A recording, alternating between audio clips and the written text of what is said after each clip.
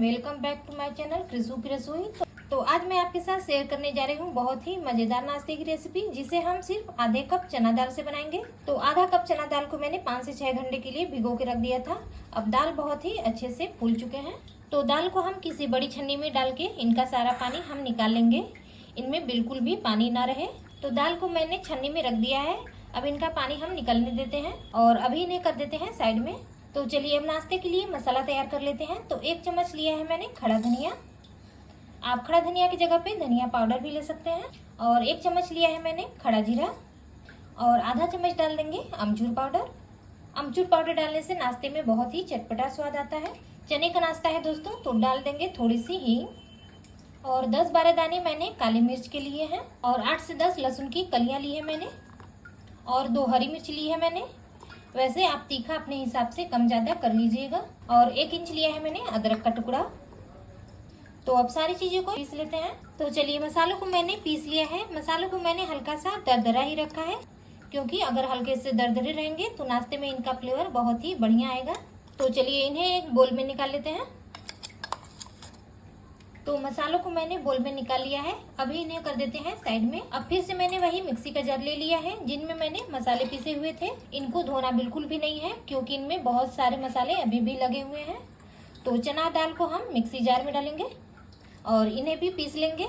तो उसी तरीके से चना दाल को भी हमें हल्का सा दरदरा ही पीसना है। तो मसालों को जैसे ही चने दाल को भी मैंने हल्का सा दरदरा ही पीसा है। अब दाल को हम मिक्सिंग बोल में निकालेंगे।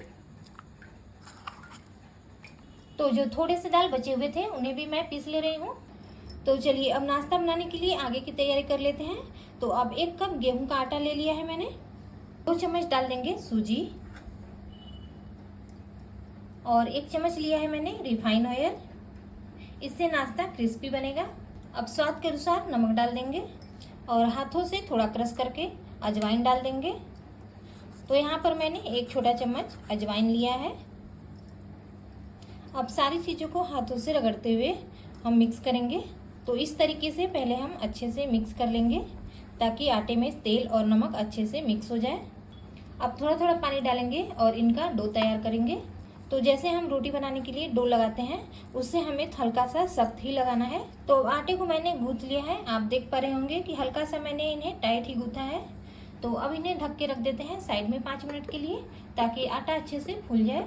तो चलिए अब पीसे हुए चने दाल को ले लिया है मैंने और जो हमने मसाला तैयार करके रखा था उसे हम डालेंगे और डाल देंगे 1 बारीक कटा हुआ प्याज और डाल देंगे थोड़ी सी धनिया पत्ती और थोड़ी सी मैंने करी पत्ता लिया है। इन्हें मैंने एकदम बारीक काट लिया है। अब स्वाद के अनुसार नमक डाल देंगे। अब सारी चीज़ों को हम अच्छे से मिक्स कर लेते हैं।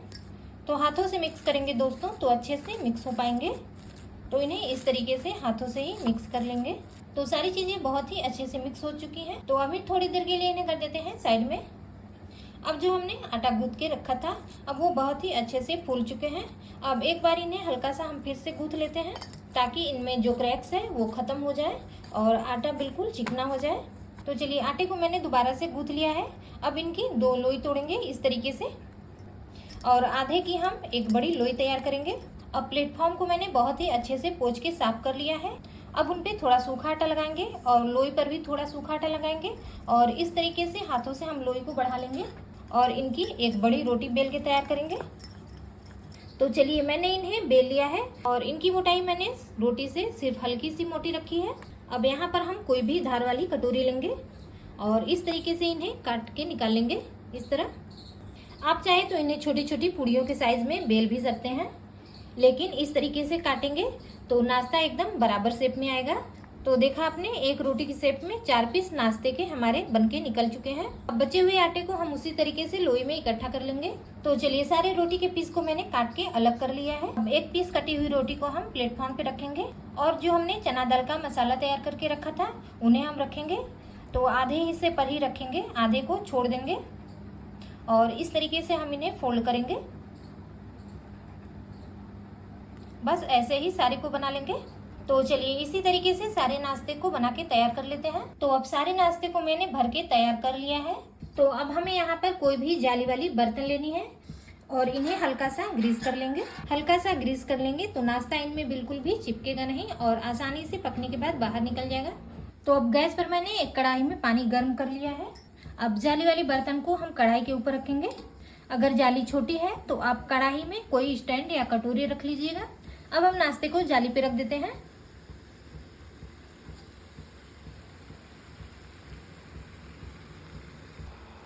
अब इन्हें किसी भी प्लेट या थाली से ढक देंगे और 8 से 10 मिनट के लिए इन्हें पका लेंगे। तो चलिए अब नाश्ते के लिए एक चटपटी चटनी तैयार कर लेते हैं। तो 2 चम्मच लिया है मैंने अमचूर पाउडर और 2 हरी मिर्च ली है मैंने, इन्हें मैंने छोटे पीस में काट लिया है। 8 से 10 मैं इनमें करी पत्ता डाल दे रही हूँ और 5 से 6 लहसुन की कलियाँ ली है मैंने। आधा छोटा चम्मच भुना हुआ जीरा पाउडर लिया है मैंने। नमक डाल देंगे स्वाद के अनुसार। तो अब 1 चम्मच डाल देंगे चीनी। अब आधा कप के करीब डाल देंगे पानी और इन्हें एकदम बारीक पीस लेंगे। तो लीजिए नाश्ते के लिए चटपटी चटनी हमारी बनके तैयार हो चुकी है। अब इन्हें कटोरी में निकालेंगे। तो लीजिए चटपटी चटनी हमारी बनके तैयार हो चुकी है। अब आप इन्हें किसी भी नाश्ते के साथ खाइए। ये चटनी बहुत ही ज़्यादा टेस्टी लगती है, या फिर इन्हें ऐसे ही चावल दाल के साथ भी आप इन्हें खा सकते हैं, उनके साथ भी ये बहुत ही ज़्यादा टेस्टी लगते हैं। तो चलिए चटनी हमारी बनके तैयार हो चुकी है। तो चलिए अब नाश्ते को पकते हुए 10 मिनट हो चुके हैं। अब ये बहुत ही अच्छे से पक चुके हैं। तो अब मैंने इन्हें एक प्लेट में निकाल लिया है। अब आप चाहें तो इन्हें चटनी के साथ ऐसे ही खा सकते हैं, ये ऐसे ही टेस्टी लगेंगे। लेकिन नाश्ते को और ज़्यादा मज़ेदार बनाने के लिए हम एक प्रोसेस और करेंगे। तो यहाँ पर मैंने एक बोल ले लिया है, उसमें डाल देंगे 2 चम्मच गेहूं का आटा, 1 छोटा चम्मच डाल देंगे मंगरेल, 1 छोटा चम्मच डाल देंगे अजवाइन, 1 चम्मच डाल देंगे चिली फ्लेक्स, 2 से 3 चुटकी नमक डाल दे रही हूँ मैं। नमक कम ही डालेंगे क्योंकि और सारी चीज़ों में भी हमने नमक डाला था। अब नाश्ते में लुक बढ़िया है उसके लिए डाल देंगे थोड़ी सी धनिया पत्ती। अब इन्हें हल्का सा मिक्स कर लेंगे। तो अब इनमें थोड़ा थोड़ा पानी डालेंगे और इनका घोल तैयार करेंगे।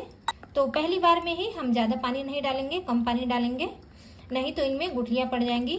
तो बस पानी डाल के हम इनका एक पतला घोल तैयार करेंगे। तो चलिए नाश्ते के लिए एकदम परफेक्ट स्लरी हमारी बनके तैयार हो चुकी है। आप देख पा रहे होंगे कि कितना गाढ़ा है ये। तो बस इसी तरीके से हमें घोल को रखना है। तो चलिए मैं आपको दिखा देती हूँ कि इनका इस्तेमाल कैसे करना है। तो हम एक पीस नाश्ते को लेंगे और घोल में डालेंगे और इस तरीके से चम्मच की सहायता से कोट करेंगे। अब इन्हें चम्मच की सहायता से या फिर हाथों की सहायता से इस तरीके से उठाएंगे। अब कढ़ाई में मैंने तेल को बहुत ही अच्छे से गर्म कर लिया है। अब हम नाश्ते को डालेंगे, बस इसी तरीके से स्लरी में डीप करेंगे और कढ़ाई में डाल देंगे। तो मैंने पूरे 5 पीस नाश्ते को कढ़ाई में डाल दिया है। अब चम्मच की सहायता से हम ऊपर से भी थोड़ा तेल डाल देंगे ताकि नाश्ता हमारा ऊपर से भी थोड़ा जल्दी पक जाए। इस तरीके से ऊपर से भी तेल डालेंगे तो नाश्ता जल्दी पक भी जाएगा और इनकी कोटिंग भी नहीं छूटेगी। तो अभी हमें इन्हें चलाना वलाना बिल्कुल भी नहीं है। 1 मिनट के लिए हम इन्हें ऐसे ही पकने देते हैं और गैस की फ्लेम को मीडियम रखेंगे। तो अब इन्हें पकते हुए 1 मिनट हो चुके हैं। अब किनारों से हल्का सा सुनहरा कलर दिखने लगा है। तो अब इन्हें पलट लेंगे।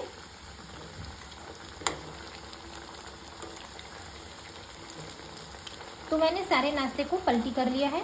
अब 1 मिनट इन्हें फिर से दूसरे साइड भी पका लेते हैं।